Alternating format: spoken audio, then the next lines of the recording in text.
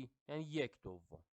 یا یکی میگه آقا یعنی 5/10 دیگه. حالا اگه کسی یادش نبود 1/2.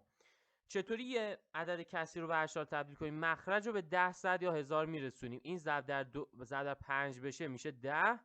صورت هم ضرب در 5 بشه میشه 1 ضرب در 5 میشه 5. خب 5/10 چون مخرج 10 الان به صورت اشار میتونیم بنویسیم. صورت رو مینویسیم به تعداد صفرهای مخرج یه دونه صفر داره، یه رقم از سمت راست جدا میکنیم. 5/10. حالا 5/10 رو تک تک با اینا مقایسه بکنیم بچه‌ها. این 5/10 با 5000. بچه‌ها برای مقایسه کردنشون ببینید اول قبل از ممیز قسمت صحیحمون صفر، اینجا هم صفره. حالا باید رقم‌های هم مرتبه رو با هم دیگه مقایسه بکنیم. یعنی چی؟ اول بعد از ممیز دهم داریم دیگه. مرتبه دهم اینجا 5، اینجا مرتبه دهم صفره. پس این که مرتبه دهمش 5 بزرگتره دیگه. اصلا کاری نداریم که آقا این میگی توی مرتبه هزارمش 5، اصلا کاری به این نداریم. چون دهم این بزرگتره، ارزش مکانی مرتبه دهم بیشتر از هزارم دیگه، اصلا تعیین کننده است نسبت به هزارم. پس الان 5/10 بزرگتر از 5000. بعدی بازم من بنویسم 5/10 در مقایسه با 53,000. خب قبل از ممیز اینجا صفر داریم، اینجا هم صفر داریم. بریم بعد از ممیز. بعد از ممیز مرتبه دهممون اینجا 5 هست و گزینه ب مرتبه دهمش صفره. پس این که مرتبه دهمش 5 بزرگتره. این بعدی باز هم من اینجا بنویسم 5/10 رو در مقایسه با این چیه خوندنش بچه؟ ببین مرتبه دهم، صدم، هزارم، 10,000، 100,000، 50,000 و 100,000. حالا رنگ قرمز قبل از ممیز صفر، قبل از ممیز صفر. بریم بعد ممیز. بعد از ممیز اینجا 5 داریم تو مرتبه دهم، اینجا هم 5 داریم. تا اینجا که هیچی دیگه. مرتبه مساوی بودن. مرتبه صدم این صفره، یه صفر بذاریم، صدم اینم صفر. هزارمش صفره، یه صفر بذاریم، هزارم اینم صفر. 10,000مش صفره، اینم 10,000مش صفر. یعنی فرقی با 5/10 نکرد دیگه. هنوز صفر که جلوی عدد اعشاری معنی نداره، اصلا تاثیر نداره. یعنی ارزش عدد رو تغییر نمیده. این 100,000مش 3 هست، 100,000 این صفره، پس میگی این بزرگتره. به خاطر همین 3 که تو مرتبه 100,000 هست. پاسخ میشه گزینه جیم دیگه. الان گزینه جیم بزرگتر از 5/10 هست. سوال 2 ثلث ربع خمسه. پس بذارید من بزنم گزینه جیم. سوال 2 ثلث ربع خمس این عدد. ثلث یعنی 1/3. ربع یعنی چی بچه‌ها؟ 1/4. خمس یعنی 1/5. میتونیم تک تک ضرب بکنیم. یعنی اول 1/5 عدد 3.6 به دست بیاریم، بعد 1/4 اون هرچی که به دست اومد، بعد هرچی که به دست اومد از آخر 1/3 رو به دست بیاریم. ولی میایم چیکار میکنیم بچه‌ها؟ برای اینکه کارمون راحت تر باشه میگیم این 3.6. خب اول اینکه من اینو میتونم به صورت کسری بنویسم. به صورت کسری هر چی دارم بدون ممیز توی صورت می‌نویسم. چون یه رقم اعشار دارم مخرج یه دونه صفر داشته باشه. 36 پس اینجا بنویسم 36. خب میخوام راحت ساده کنم. اول خمسش یعنی 1/5، بعد هر چی که به دست اومد 1/4، بعد هر چی به دست اومد 1/3. حالا چی شد؟ ثلث ربع خمس عدد 3.6 یا 36. حالا قبل از اینکه ضرب بکنیم ساده کنیم بچه‌ها، کارمون رو سخت نکنیم. ببینید مگه نمیگیم که آقا 36 مگه نمیشه 4 9 تا؟ 36 میشه 4 9 دیگه، درسته؟ خب پس این 4 با این 4 ساده میشه. 9 مگه با 3 هر دوتاشون به 3 بخش پذیر نیستن؟ 3 تقسیم بر 3 1. 36 9 تقسیم بر 3 میشه 3. توی صورت چیمون 3 مون، تو مخرج 5 تا 50. 3/50 ما 50/3 داریم، 5/3 داریم، اما 3/50 نداریم. ولی بچه گزینه الف و ب دو تا عدد اعشاری هستند. بیایم این 3/50 رو به عدد اعشاری تبدیل کنیم، ببینیم کدوم گزینه میشه. برای تبدیل به عدد اعشاری میگیم آقا مخرج رو باید به 10 100 یا 1000 برسونیم. چطوری برسونیم؟ یه ضرب در 2 انجام بدیم تمومه، به 100 تبدیل میشه. پس صورت هم ضرب در 2 دیگه. 3 2 تا 6 تا. 600 صورت رو می‌نویسم به تعداد صفرهای مخرج از سمت جدا میکنم. 2 تا صفر داریم، 2 رقم جدا میکنم. 1 دومی که ندارم 0. 600. پاسخ میشه گزینه الف. 3 رو ببینید کدام یک از اعداد زیر بین 300 و 3/10 قرار دارد. این هم خیلی سوال خوبیه بچه‌ها. من بنویسم اینجا با رنگ آبی. خب 3 صدم که کوچیک‌تره اینجا بنویسم، این 3 صدم و 3 دهم هم اینجا، این 3 دهم. درسته. حالا بینشون یه عددهای قرار دارن دیگه. من میگم بچه‌ها اگه یه صفر به این بدم یعنی بشه 30 صدم، تأثیری داره؟ نه. 3 دهم و 30 صدم برابره دیگه. پس حالا ببینید اینجا چی شد. ببینید چی شد اینا رو. و بین 3 صدم و 30 صدم، خب چی داریم بینش؟ ببینید 3 صدم، 4 صدم، 5 صدم، 6 صدم، الی آخر 7 صدم، 8 صدم، 9 صدم، بیا تا چند؟ بیا تا برسی به 28 صدم، 29 صدم و آخری هم که 30 صدم که عدد آبی رنگ هست، این 29 صدم. خب اینا الان بینشن. حالا ببینید کدوم گزینه بین ایناست. بچه 31 صدم، خب از این 30 صدم اصلا رده. بعد از 30 صدم این هیچ. گزینه اولی چی؟ 2 صدم هم بچه قبل از 3 صدم اصلا اینجاست. 2 صدم این هم هیچی. گزینه ب. گزینه جیم رو ببینید 24 صدم اینجاست بچه ها. ببینید 24 صدم، 25 صدم، 26 صدم، 27 صدم، 28 صدم، 29 صدم، 30 صدم. پس گزینه جیم میشه دیگه. الان 29 هزارم یه 1 هزارم بهش اضافه بشه تازه میرسه به 3 صدم. پس اینم که گزینه دال هم که هیچی. و سوال چهارم، محل برخورد قطرها در مربع. این 3 تا سوال بچه‌ها مربوط به فصل چهارم هست. این مربع اینم قطرهاش. قبول دارید تا اینجا؟ محل برخوردش کجاست؟ اینجاست. خب میخوایم با این 3 تا عبارت پر کنیم جا خالی ها رو. محل برخورد قطرها گفته چیه؟ آیا مرکز تقارنه؟ آیا تقارن چرخشی؟ آیا مبدأ مختصات؟ خب مشخصه دیگه مرکز تقارن بچه‌ها. مبدأ مختصات که نیست دیگه. مرکز تقارن یعنی چی؟ مرکز تقارن شکل رو از این نقطه حول این نقطه 180 درجه بچرخونیم دقیقا روی خودش منطبق میشه، میفته رو خودش. سوال 5. حالا اینجا خیلی مهمه. وقتی شکل داره 180 درجه یا کمتر حول نقطه‌ای بچرخونیم و رو خودش منطبق بشه میگیم شکل داره چیه بچه‌ها؟ تقارن چرخشیه. تقارن چرخشی. بذارید من تفاوتش رو اینجا براتون بنویسم. ببینید تو تقارن مرکزی بچه‌ها میگیم ما شکل رو فقط 180 درجه باید دور بدیم حول یه نقطه. فقط 180 درجه که اگه رو خودش بیفته بگیم تقارن مرکزی داره. ولی تو تقارن چرخشی شکل رو 180 درجه یا کمتر میتونیم دوران بدیم حول یه نقطه‌ای. اگه کمتر هم دوران بدیم، کمتر از 180 درجه رو خودش بیفته میگیم تقارن چرخشی داره. پس تفاوتش یادتون باشه.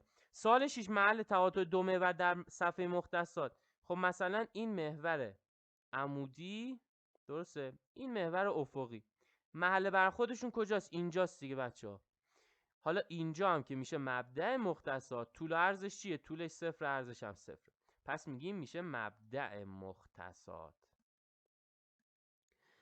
سوال 7 بازم فصل سوم. حالا میخوایم این کسر رو به عدد اشاری تبدیل کنیم. توی این جلسه اول جلسه با هم دیگه صحبت کردیم آقا وقتی میخوایم یه کسری رو میخوایم به عدد اشاری تبدیل کنیم باید ببینیم آقا مخرجش 10 100 یا 1000 هست. اگه هست که هیچ، راحت. اگه نبود اول به 10 100 یا 1000 تبدیل کنیم دیگه. میگیم آقا چطوری به 10 100 یا 1000 تبدیل کنیم؟ این 25 4 25 به 10 100 یا 1000 تبدیل میشه. آره ضرب در 4 بشه میشه 100. پس صورت هم ضرب در 4 بشه. میشه چی؟ 4 4 تا 16 تا. حالا مخرج 100. میگیم آقا صورت رو می‌نویسیم به تعداد صفرهای مخرج. 2 تا صفر داره، از سمت راست 2 رقم جدا می‌کنیم. 1 2 بعد ممیز می‌زنیم. 16 صدم. همونطوری که ببینید اصلا کسرش هم می‌خونیم 16 صدم دیگه. و 49 35. این خیلی مهمه. حالا باز بعدی مهمتر از اینه. ببینید بچه‌ها 35 مخرج این کسره. آیا میتونیم 35 رو در یک عددی ضرب بکنیم که به 10 100 یا 1000 تبدیل بشه؟ خب قاعدتا نمیتونیم. عددی نیست که 35 رو در اون ضرب بکنیم به 10 100 یا 1000 تبدیل بشه. خب چیکار میکنیم؟ اول میگیم آقا بیام ساده بکنیم ببینیم چه خبره. عامل ها رو بنویسم. 49 میشه 7 7 تا، 35 میشه 7 5 تا. 7 7 تا چرا من نوشتم 7 9 تا؟ 7 7 تا. حالا میگیم آقا یه 7 از صورت و یه 7 از مخرج با هم دیگه ساده میشن، خط میخورن. توی صورت 7 مون، تو مخرج 5 مون. حالا 5 رو میتونیم مخرجش 7 5 مخرجش 5 دیگه. 5 حالا میتونیم به 10 100 یا 1000 تبدیل کنیم، به همش میتونیم تبدیل کنیم، ولی راحت تر اینه که به 10 تبدیل کنیم دیگه. ضرب در 2 میکنیم، ضرب در 2 صورتش هم ضرب در 2. 5 2 تا 10 تا 7 2 تا 14 تا. حالا چون مخرج 10 یا 100 یا 1000 میتونیم دیگه راحت چیکار کنیم؟ بگیم آقا این دیگه نمیخواست. صورت رو مینویسیم به تعداد صفرهای مخرج. چند تا مخرج چند تا صفر داره بچه؟ یه دونه صفر داره. از سمتاز یه رقم جدا میکنیم، ممیز میزنیم، 1/14. و حالا قسمت مهمش، 6 هفتم مخرجش 7. آیا میتونیم 7 رو ضرب در یه عددی بکنیم به 10 100 یا 1000 تبدیل بشه؟ نمیتونیم قاعدتا. باید چیکار کنیم در این موارد که هیچ راهی نداریم بچه‌ها؟ دیگه اصلا اینجا مثل قبلی ساده هم نمیشه. باید چیکار کنیم؟ صورت رو به مخرج تقسیم کنیم. معمولا بچه‌ها اینجا میایم تا 2 رقم اعشار تقسیم رو انجام میدیم. ببینید میگم 6 تقسیم بر 7، درسته؟ یه ممیز میذارم، 2 تا صفر میذارم، اینجا 2 رقم اعشار ساختم. حالا هم خارج قسمت هم باقی مانده تا 2 رقم اعشار به دست میاد. برای حل این تقسیم اول خط ممیز رو هل میدیم پایین، رسم میکنیم. حالا میخوام به روش فرآیندی خلاصه برم. توی دوره کامل بچه توضیح دادم دیگه، تقسیم هم تقسیم معمولی رو توضیح دادم، هم تقسیم فرآیندی رو و هم فرآیندی خلاصه رو. و بعد حالا میریم سراغ اعشار بر عدد طبیعی، عدد طبیعی بر عدد اعشاری و اعشار بر اعشار که به طور کامل توضیح دادم توی دوره. ولی اینجا الان فرصت نمیشه دیگه، فقط یه مرور کلی میخوایم داشته باشیم و اینکه از فرصت عید بتونید استفاده بکنید. حالا ببینید، بریم سراغ یکان. اینجا میگیم آقا توی 6 چند تا 7 تا داریم؟ هیچی، صفر. هیچی یعنی صفر دیگه. 0 7 تا 0 تا. کم میکنیم، برای اینا هم 0 گذاشتم دیگه. کم بکنیم 6 از 0 هم میشه 6. حالا بریم سراغ خونه بعدی. بچه‌ها میخوام بریم خونه دهم. از این دیوار ممیزه رد شدیم، پس ممیز رو منتقل میکنیم تو خارج قسمت. حالا این دهم و این پایین هم مشخص میکنم. توی الان 60 تا 1/10 دارم. توی 60 چند تا 7 تا هست؟ میگم 7 7 تا 49 تا، 7 8 تا 56 تا، 7 9 تا که میشه 63 تا. پس 7 8 تا 56 تا. ببینید 56 رو تو خونه دهم می نویسم دیگه، زیر صدم چی نمیسم. صدم چون تو خونه دهم نیست یه صفر براش میذارم. حالا کم بکنی میشه 4. 56 از 60 کم بشه 4 میشه. من قرض نگرفتم طولانی نشه، شلوغم نشه. و حالا بریم خونه بعدی، خونه صدم. تو 40 تا 100 داریم. تو 40 چند تا 7 تا داریم؟ میگیم 7 5 تا 35 تا، 7 6 تا 42 تا. پس زیاد میشه، همون 7 5 تا 7 5 تا 7 5 تا 35 تا. و حالا 35 از 40 کم بکنیم 5 میمونه، 5 صدم. با باقی ماندهش که 5 صدم کاری نداریم. با خارج قسمت 85 صدم. اینجا 6 هفتم مساوی 85 صدم هست. تمام. و سوال 8 هم یه تقسیم اعشار بر اعشار داریم. بچه توی تقسیم یک عدد اعشاری به عدد طبیعی یا اصلا عدد طبیعی به عدد اعشاری فرق نمیکنه. ما باید اول ببینیم این مقسوم الیه. اول ببینیم این مقسوم الیه ما آیا یک عدد صحیحه یا یک عدد اعشاری. اگر یک عدد صحیحه که هیچ. اگر یک عدد اعشاری باید یه بلایی سرش در بیاریم که این ممیزش از بین بره. چیکار کنیم ممیزش از بین بره بچه‌ها؟ اگه قبول دارین در 10 ضرب بکنم ممیز یه رقم به سمت راست حرکت میکنه، آره، پس بیام همین کار رو انجام بدیم. ولی حواستون رو جمع بکنید، وقتی مقسوم الیه رو در 10 ضرب میکنیم باید مقسوم رو هم در 10 ضرب بکنیم. بیایم هر دوتا رو در 10 ضرب بکنیم تا ممیز مقسوم الیه از بین بره. خب من بنویسم اینجا هر دوتاش ضرب در 10. 37 صدم یکی ممیز میاد به سمت راست میشه 3/7 تقسیم بر 1/3 یکی میاد به جلو میشه 13. حالا دیگه مقسوم الیه ما 13 است. اشکال نداره این مقسوممون عدد اعشاری باشه، ما که حل میکنیم، مشکلی با اعشاری بودن این یکی نداریم. ولی دقت بکنید سوال گفته تقسیم‌های زیرا، یعنی تقسیم زیرا تا 2 رقم اعشار. تقسیم، این تقسیم های اشتباهه. من همین الان تصحیح بکنم اینو. تقسیم زیرا بچه‌ها گفته این تقسیم رو تا 2 رقم اعشار ادامه بده. خب آقا ما الان به این دیگه کاری نداریم ها، این تقسیم رو داریم انجام میدیم. خب این که بعد از ممیز، برای اینکه بخوایم حاصل یعنی هم خارج قسمت و هم باقی مانده 2 رقم اعشار داشته باشن، میگیم آقا بعد از ممیز باید 2 رقم بسازیم. یکی که دارم، یکی یه صفر میذارم که تأثیری نداره. الان 2 رقم اعشار ساختم. حالا خارج قسمت و باقی مانده تا 2 رقم اعشار به دست میاد دیگه. اول خط ممیز رسم میشه. حالا میگم آقا برم خونه یکان، از بزرگترینشون یکانه دیگه. اینجا توی 3 چند تا 13 تا دارم؟ هیچی یعنی صفر. 13 تا 0 تا. برای اینا هم که تو خونه یکان نیستن 0 میذاریم، کم میکنیم 7 3 تموم شد. باید بریم خونه بعدی. خونه بعدی میخوایم بریم، از این دیوار ممیز داریم رد میشیم. اول ممیز رو اینجا منتقل میکنیم. حالا خونه دهم تو 37 چند تا 13 تا هست؟ خب بچه‌ها 2 تا 13 تا که میشه 26 تا، 3 تا 13 تا میشه 39 تا، از 37 بیشتر، پس 2 تا 13 تا که میشه 30 میشه 26 تا. برای صدم که تو خونه دهم نیست 0 میذارم. کم بکنیم 6 از 7 هم 1، 2 از 3 هم 1. درست شد. بریم خونه بعدی با یه رنگ دیگه. خونه صدم. بچه‌ها 110 تا 1 صدم داریم. بین 13 تا بخوام تقسیم کنیم توش چند تا 13 تا داریم؟ من اینو بهتر بنویسم اینطوری. تو 110 چند تا 13 تا داریم بچه‌ها؟ خوب دقت بکنید. اینجا دیگه راحته، میتونیم تقریبا بزنیم ها. حالا من به بچهای دوره گفتم چطوری تقریبا بزنیم، ولی بچه‌ها اگه 10 رو در 13 ضرب کنیم که میشه 130، خیلی بیشتره. 9 رو در 13 ضرب کنیم، اگر که خوب نبود حالا کم میکنیم دیگه. ببینید 9 رو در 13 اگه بخوام ضرب کنیم 9 سه تا میشه 27 تا، 9 یکی 9 و 2 میشه 11 تا. 117 از 110 بزرگتره، پس باید یکی کم کنیم. این 9 رو بذاریم 8. 8 سه تا 24 تا. 8 یکی 8 و 2 10 تا. این خوب شد دیگه، درسته. کم بکنیم این میشه 0، این میشه 10. 4 از 10 میشه 6 0، اینم که 0.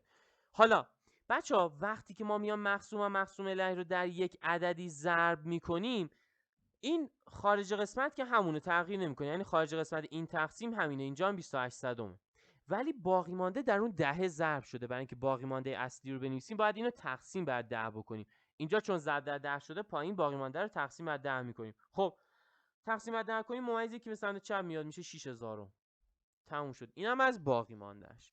دیدید تا 2 رقم اعشار به دست آوردیم، هم خارج قسمت تا 2 رقم اعشار به دست اومد، هم باقی مانده. اصلا باقی مانده که داد 3 رقم اعشار به دست اومد. و سوال 9 بچه، سوال 9 یک سوال از مبحث ترتیب عملیات ریاضیه. یعنی اول ضرب رو انجام بدیم توی یه عبارتی که ضرب و تقسیم و جمع و منها داریم. اول کدوم رو انجام بدیم؟ پرانتز هم داریم.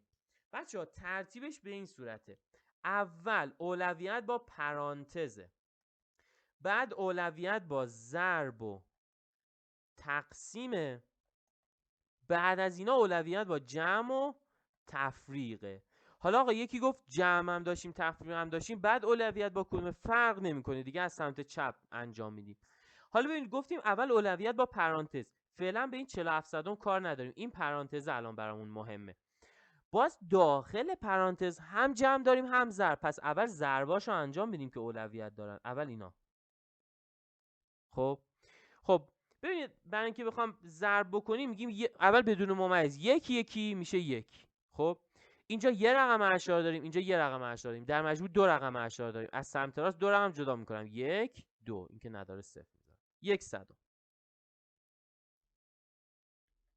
بعدی بدون ممیز اول 4 8 تا 32 تا. حالا اینجا یه رقم بعد از ممیز اعشار داریم، اینجا هم یه رقم، 2 رقم داریم در مجموع. از سمت راست جدا کنیم 2 رقم میشه 32 صدم. حالا ببینید 2 دهم به اضافه 1 صدم به اضافه 32 صدم، اینا همه رو با هم دیگه جمع بکنید بچه‌ها. زیر هم میتونید جمع بکنید، حاصل نهایی میشه 53 صدم. حاصل نهایی این میشه 53 صدم. حالا میگیم پرانتز رو به دست آوردیم، بریم 47 صدم رو به اضافه 53 صدم بکنیم، حاصل میشه 1 بچه‌ها. زیر هم انجام بدید، این بذارید زیر هم انجام بدیم، حالا یه مرور بشه براتون. 47 صدم به اضافه 53 صدم، 3 و 7 میشه 10. دهگان میاد بالا. 1 و 4 5 و 5 میشه 10. دوباره به ممیز رسیدم میذارم. اینم 1. خب 1 ممیز 2 تا 0 خود 1 میشه دیگه. این ممیزای این صفرای جلوی ممیز تأثیری نداره. پس حاصل شد 1. اشتباه نکنید دیگه، اول پرانتز، بعد ضرب و تقسیم، بعد جمع و تفریق. سوال دیگه تو این صفحه بچه‌ها فقط با مبحث مختصات کار داریم دیگه. فصل 4 رو بریم مرور بکنیم بیشتر. نقطه با این مختصات یعنی طول 7 عرض 3.5 یا 3.5 را 1.5 واحد به چپ 6 واحد به بالا انتقال میدیم. مختصات نقطه جدید. این سوال از مبحث انتقال هست. بچه‌ها وقتی ما یه صفحه مختصات داشته باشیم، این محور عمودی، این محور افقی، اینو قبول داری؟ میگیم آقا یه نقطه‌ای داریم. خب یه نقطه‌ای داریم، اگر که این نقطه رو بخوایم به چپ یا راست، این چه راستی شد، اگه بخوایم به چپ یا راست منتقلش کنیم بچه‌ها، فقط چیش تغییر میکنه؟ این محور طول هاست دیگه، فقط طولش تغییر میکنه. پس چپ و راست مال طوله، این مال طول. اگه بخوایم این نقطه رو به بالا و پایین منتقل کنیم، فقط عرضش تغییر میکنه. پس 6 واحد به بالا عرضش تغییر میکنه. این 6 واحد به بالا مربوط به عرضش میشه. حالا به کمک صفحه مختصات هم میشه بچه‌ها، یعنی شما اول باید به کمک صفحه مختصات یاد بگیرید انتقال رو انجام بدید و بدون کمک صفحه مختصات هم میشه. حالا من توی دوره به بچه‌ها کامل گفتم دیگه، توضیح دادم اول به کمک صفحه مختصات. اینجا دیگه برای اینکه تایم ویدیو طولانی نشه، بدون صفحه مختصات، ببینید این نقطه مختصاتش رو می‌نویسیم. طول 7 عرض 3.5. درسته؟ گفتیم آقا 1.5 واحد به چپ یا راست برای طوله، پس باید طولش رو تغییر بدیم 1.5 واحد. حالا چون به چپ گفته منها میشه، به چپ گفته منها میشه، منهای 1.5. خب به بالا و پایین برای عرضه، چون گفتی 6 واحد به بالا مثبت میشه، به پایین منفی میشه، پس حالا عرضش هم باید به اضافه 6 بکنیم. پس خب 7 منهای 1.5 میشه 5.5. 3.5 به اضافه 6، 3 رو با 6 جمع بکنیم میشه 9 میشه 9.5. پس بعد از انتقال طولش شد چی؟ طول نقطه انتقال یافته این طولشه، شد 5.5، عرضش شد 9.5. به همین راحتی تونستیم انتقال بدیم. و سوال 11 بچه‌ها، میخوایم رأسای این شکل و مختصاتش رو بنویسیم، بعد مساحتش هم به دست بیاریم. خیلی راحته. ببین من اول این شماره گذاری میکنم محور طولها و عرضها رو. محور طولها 1 2 3 4 5 6 7 8. محور عرضها 1 2 3 4 5 6 7. درست شد. حالا بچه‌ها برای اینکه مختصاتش رو بنویسیم، مختصات رأسهاش رو، باید اول نامگذاری بکنیم دیگه. چطوری نامگذاری میکنیم؟ هر نامی که میخواستید بذارید. مثلا من میذارم A B C و D. مختصات نقطه A، نقطه B، نقطه C و نقطه D. درست شد. حالا برای اینکه مختصات یه نقطه رو از رو صفحه مختصات تشخیص بدیم بچه‌ها، طول و عرضش رو به دست بیاریم، باید چیکار کنیم؟ ببینید از این نقطه A خودتون رو بندازید رو محور طولها، یعنی عمود بکنید به این. الان طولش چیه؟ 8. پس طولش شد 8. حالا از اینجا مستقیم بدوید به سمت محور عرضها. به اینجا که رسیدید عرضش چنده؟ 1. ببینید طول 8 عرض 1. تموم شد. این از این. نقطه B ببینید طولش 5 عرضش 1. طول 5 عرض 1. نقطه C طول 1 عرض 4. 1 و 4. نقطه D بازم طول 1 عرض 7. طول 1 عرض 7. تمام.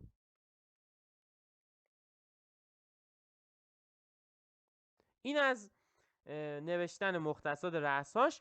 حالا گفته مساحتش رو به دست بیاریم. بچه این یه زوزنقه است که چپه شده. ما اصلا الان قاعده و ارتفاع رو اندازه‌اشو نداریم که بذاریم توی فرمولش به دست بیاریم. ولی اگر که یکم دقت بکنیم میبینیم که آقا اینو ما ادامه بدیم، این زر رو هم ما ادامه بدیم، الان یه مثلث بزرگ داریم با یه مثلث کوچیک. مساحت این مثلث کوچیکه رو به دست بیاریم، از این مثلث بزرگ کم بکنیم، اینجا به دست نمیاد، این زوزنقه به دست نمیاد. چرا؟ خب همین کار رو انجام بدیم. پس میگیم آقا مساحت مثلث بزرگ. مساحت چیه؟ قاعده ضرب در ارتفاع تقسیم بر 2. قاعده چنده؟ 1 2 3 4 5 6 7. ارتفاعش 1 2 3 4 5 6. پس قاعده ضرب در ارتفاع تقسیم بر 2. 6 7 42 تقسیم بر 2 21. تموم شد. مثلث کوچیکه بچه این قرمزه، قاعدش 1 2 3 4 ارتفاعش 1 2 3 هست. پس میگیم 4 ضرب در 3 مساحت مثلث کوچک چند میشه؟ میشه 4 ضرب در 3 تقسیم بر 2. قاعده ضرب در ارتفاع تقسیم بر 2. 4 3 تا 12 تقسیم بر 2 6. حالا مساحت شکلی که میخوایم یعنی همون زوزنقه مثلث بزرگ منهای کوچیکه دیگه، قرار شد این کار انجام بدیم. پس میگیم 21 منهای 6 میشه 15 مساحت اینجا. الان اینجا شد 15.